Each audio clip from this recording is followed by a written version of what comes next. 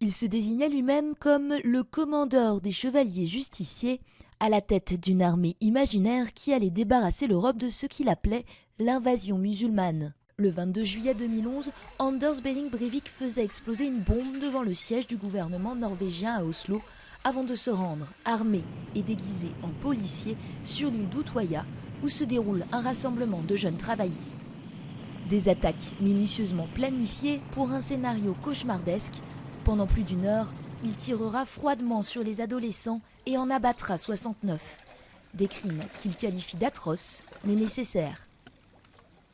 Qui est réellement ce jeune Norvégien, âgé aujourd'hui de 33 ans? Son père, diplomate, se sépare de sa mère, infirmière, lorsqu'il a 1 an. Il grandit en Norvège et arrête ses études à 18 ans pour se consacrer à la politique. Un temps membre du Parti du Progrès, le parti populiste norvégien, il le quitte en 2007. Trop politiquement correct, trop laxiste à propos de l'immigration musulmane selon lui, Breivik décide donc de faire cavalier seul et commence en octobre 2009 à planifier ses attaques meurtrières.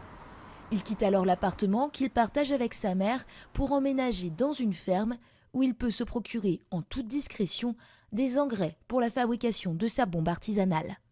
Juste avant les faits, celui qui est accro aux jeux vidéo comme World of Warcraft publie sur Internet son manifeste de 1500 pages qu'il appelle sa déclaration européenne d'indépendance.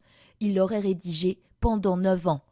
Il y explique comment fabriquer une bombe et dit s'attendre à être perçu comme le plus grand monstre nazi depuis la Seconde Guerre mondiale. S'il a bien reconnu ses crimes dès son arrestation, reste à savoir si Breivik était au moment des faits responsable de ses actes. Sa personnalité reste complexe et les psychiatres le décrivent comme perdu dans un univers d'illusions où il aurait droit de vie et droit de mort. Une première expertise l'a défini comme schizophrène et paranoïaque, mais une deuxième analyse vient de contredire ces résultats et le déclare pénalement responsable. C'est le tribunal d'Oslo qui décidera in fine si Anders Behring Breivik a tué 77 personnes sous l'emprise de la folie et s'il doit être condamné à de la prison ou à un internement psychiatrique.